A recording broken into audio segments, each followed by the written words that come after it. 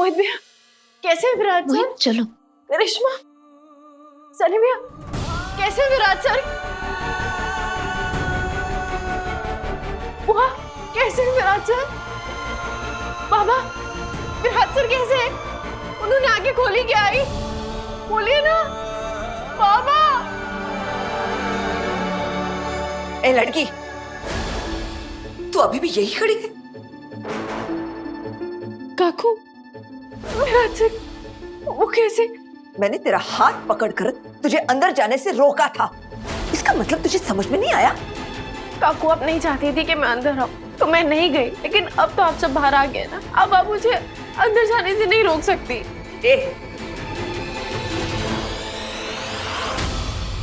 काकू आप ये। मैं तेरी काकू नहीं हूं और ना ही तू हमारी कुछ लगती है।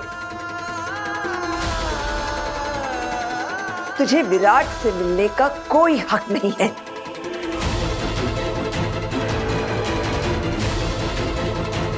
आप मुझे विराट सर से मिलने से मना नहीं कर सकती।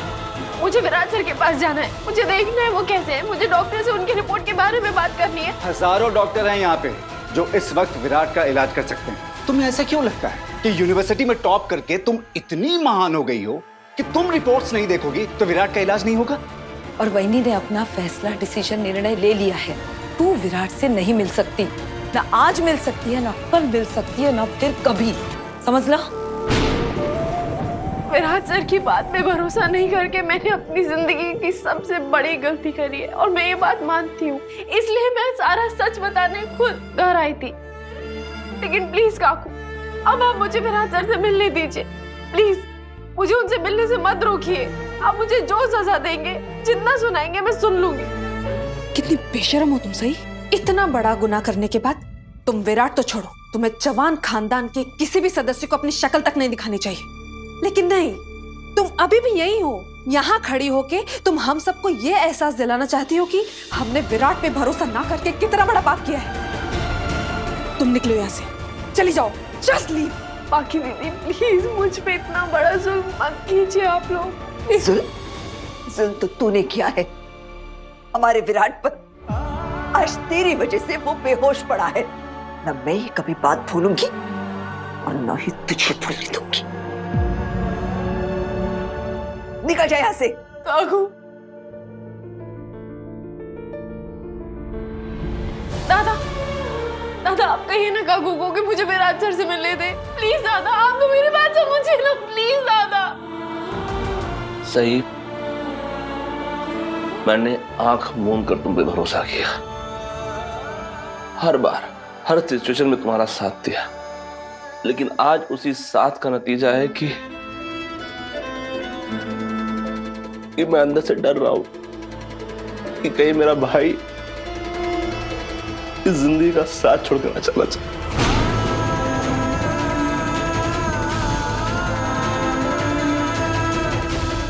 प्लीज सही, अभी के लिए चली जाओ प्लीज।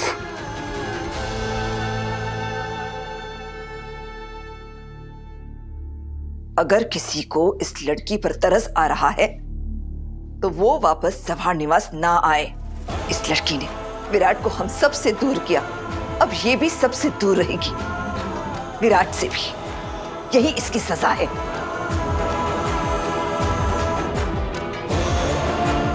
तेरा विराट के साथ जो भी रिश्ता था वो तो तू खुद खत्म कर चुकी है, वो भी पूरे होशो हवास में।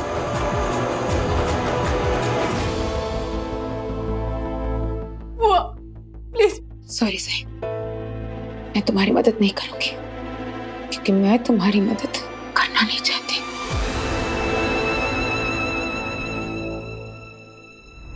देवी दाई आप बोलिए ना प्लीज काकू को कि मुझे विराट सर को हमें साथ रहना चाहिए, मुझे विराट सर से दूर नहीं करे। आप बोलो ना काकू को। पहले तू मुझे बता कि तूने मेरे वीरू पे भरोसा क्यों नहीं किया? तू उसकी बेस्ट फ्रेंड थी ना, और दोस्त तो एक दूसरे पे भरोसा करते हैं सही।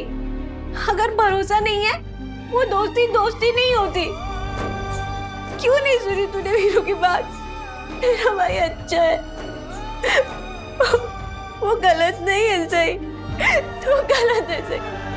तू गंदी है, तुझे पता है उसको कितनी चोट लगी है। अगर मेरे वीरू को कुछ हुआ ना तो उसकी जिम्मेदार तू होगी सही, तू होगी।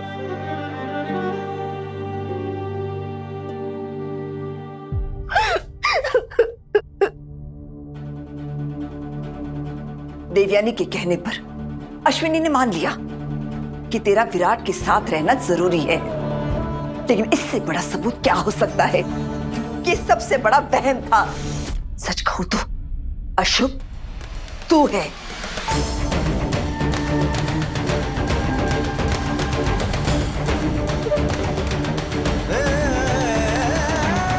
तू विराट की जिंदगी में मुसीबत लेकर आई है और आज तेरी वजह से विराट की जिंदगी पर मुसीबत मंडरा रही है।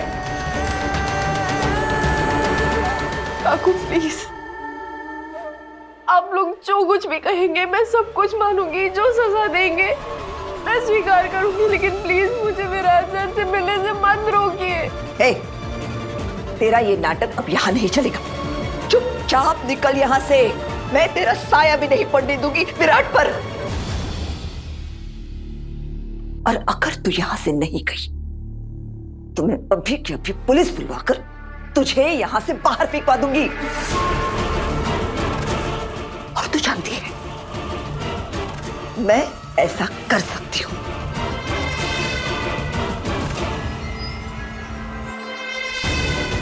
सही तो जाना, वहीनी की बात कभी तो सुन, फिर मत कहना कि हमने तुझे कोई सलाह एडवाइस मशवरा नहीं दिया। काकू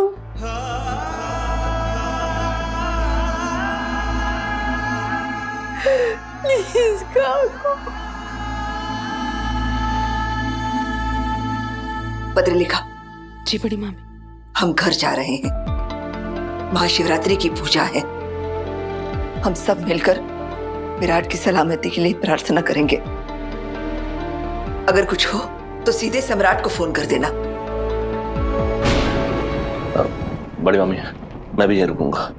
मैं अपने भाई को इस हालत में छोड़कर यहाँ से जा नहीं पाऊंगा बड़ी माँ। नहीं, सम्राट ठीक कह रहा है। रात बेरात कोई प्रॉब्लम हो जाएगी तो सम्राट भाग दौड़ कर पाएगा। लेकिन एक बात का ध्यान रखना, ये लड़की विराट से मिलनी नहीं चाहिए। मैं पूरा ध्यान रखूंगी बड़ी मामी। अब आप लोग प्लीज घर चले जाइए। काकू प्लीज प्लीज।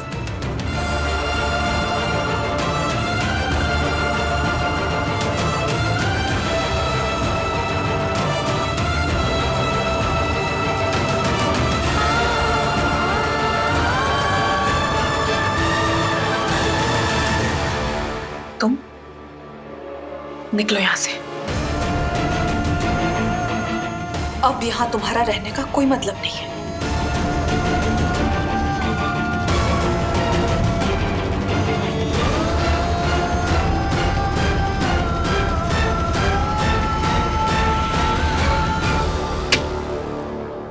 कोई कुछ भी कहे, मैं यहाँ से तब तक नहीं हटूंगी जब तक विराट सर को होश नहीं आ जाता।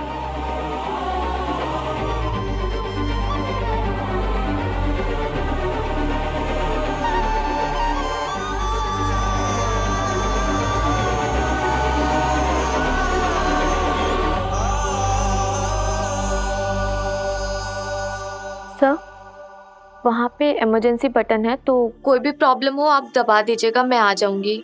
और सर, पेशेंट की कंडीशन बहुत क्रिटिकल है, अगर कोई भी लापरवाही की तो पेशेंट की जान भी जा सकती है।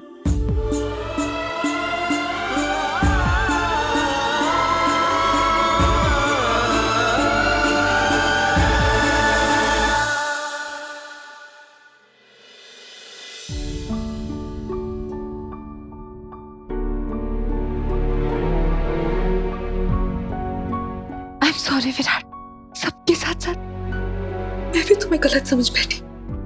मुझे लगा था कि वो श्रुति तुम्हें मुझसे दूर ले गई,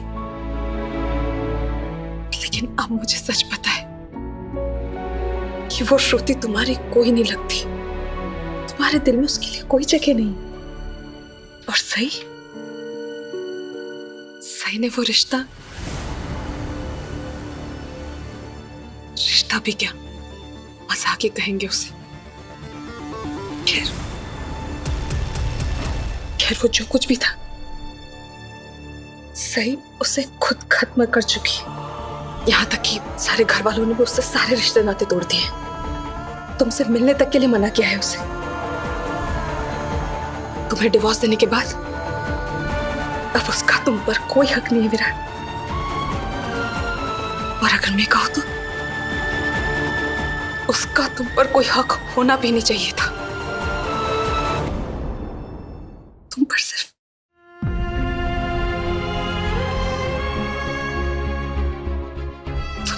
मेरा हक होना चाहिए था विराट।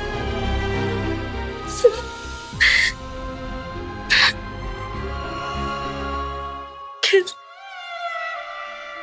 हक हो या ना हो, मैं हमेशा से तुम्हारे साथ खड़ी रही। और देखो आज भी मैं तुम्हारे साथ ही हूं विराट। तुम्हें इस हाल में देखकर मेरा क्या हाल हो रहा है मैं तुम्हें बता भी नहीं सकती। I am so sorry Virat. मेरी कही उस हर बात के लिए जिससे तुम्हारा दिल दुखा है।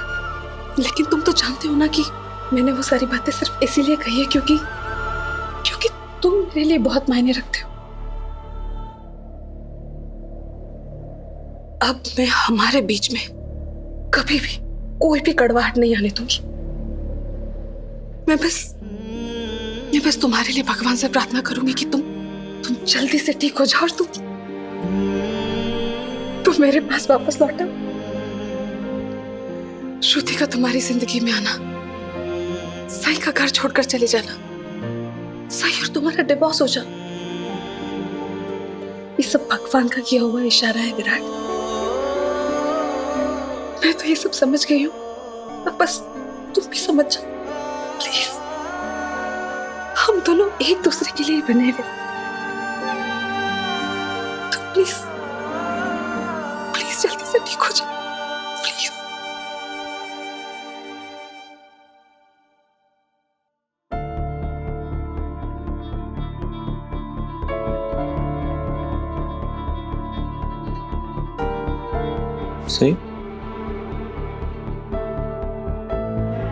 सही तुम अब तक गई नहीं? मैं जानती हूँ दादा, आप मुझसे नाराज हैं। मेरी वजह से जीवा शिवा की जोड़ी टूट गई थी। शायद यही अंजाम होता है किसी पे आंख मूंद के भरोसा करने का। देखो सही, जो हो गया वो तो हम बदल नहीं सकते, लेकिन चीजों को और उलझाने का अब कोई फायदा नहीं है। इसलिए मुझे लगता है कि तुम्हें अब यहाँ से चले जाना चाहिए। दादा आपको तो इजाजत है ना विराट सर के पास बैठने की? आप चाहिए उनके पास बैठिए। मुझ बदकिस्मत के साथ अपना वक्त क्यों बर्बाद कर रही?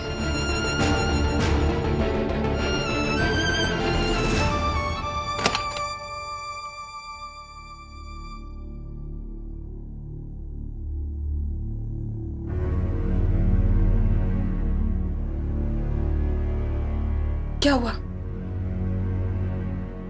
सही,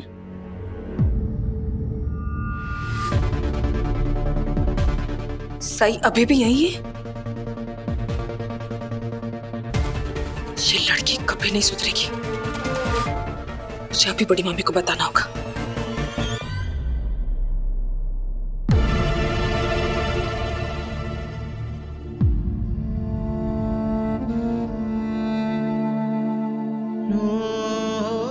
सही, तुम यहाँ अकेले ऐसे क्यों? काकू अभी अपना फैसला सुनाकर गई है। उन्होंने कहा है कि मैं विराट सर के पास नहीं जा सकती।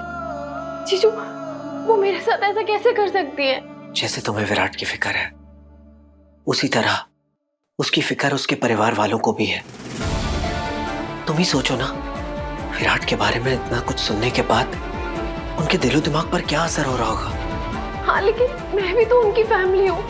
विराट सर ने सदा को कहा था कि वो अपनी बीवी को बचाने आए,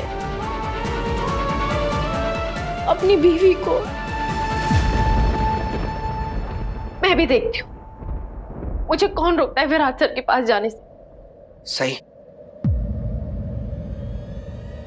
जीजू, अब तुम विराट की पत्नी नहीं हो, तुमने खुद उसे डिवोर्स दिया है। Please try and understand. मैंने उन्हें डिवोर्स तब दिया था जब मुझे लगा था कि विराट सर गलत है, लेकिन वो तो गलत थे ही नहीं, गलत तो मैं थी। सही, मैं तुम्हारा दर्द समझता हूं।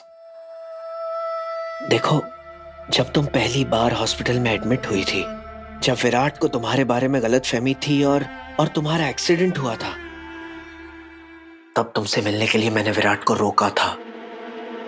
वो तड़प रहा था तुमसे मिलने के लिए, लेकिन मैंने उसे अंदर आने नहीं दिया, जबकि उस वक्त वो तुम्हारा पति था।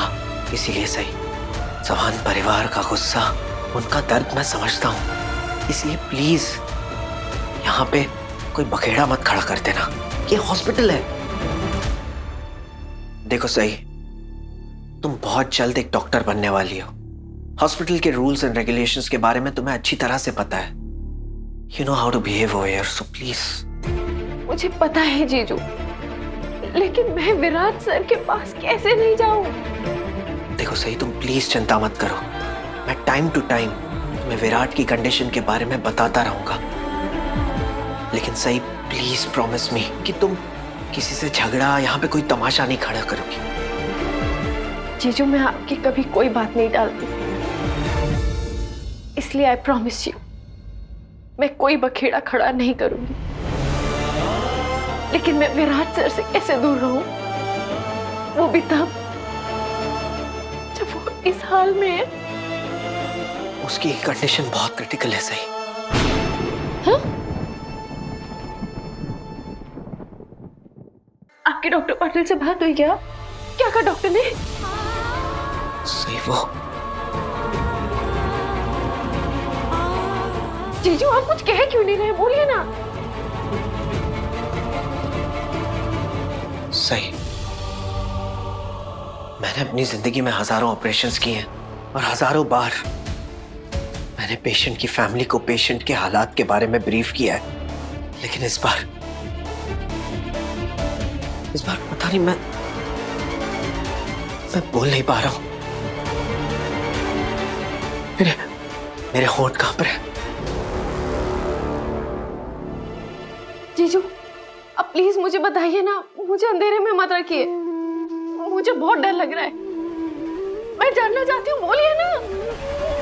मुश्किल है। क्या मुश्किल है? विराट सर के ऑपरेशन में कॉम्प्लिकेशंस हैं।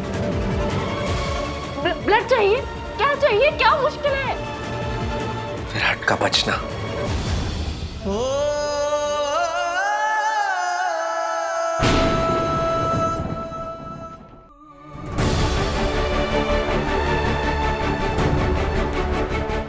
आप ऐसे कैसे कह सकते हैं? आप ऐसे क्यों कह रहे हैं जीजू? सही, जब विराट लैंडमाइन पर गिरा था तो एक शार्प नेल उसके दिल पर भी लगा था, जिससे उसे बहुत चोट पहुंची थी। उसके बारे में डॉक्टर पाटिल को तब नहीं पता था, और अब जब पता चला है तब उसे निकालने का एक ही तरीका है, operation. This is one of the most complicated and dangerous operation, जिसमें पेशेंट के बचने की उम्मीद ना के बराबर होती है। लेकिन जीजू, ये ऑपरेशन इतना खतरनाक क्यों है? क्योंकि जहां आर्टरी में लगा है, अगर हम उस शार्प नेल को वहां से निकालेंगे तो आर्टरी एकदम से रप्चर हो जाएगी। और अगर डॉक्टर्स ने फौरन कोई एक्शन नहीं लिया तो फिर वो आर्टरी वैसी रहेगी और विराट की पूरी बॉडी में जहर फैलने लगेगा और धीरे धीरे उसके ऑर्गन्स काम करना बंद कर देंगे। और फिर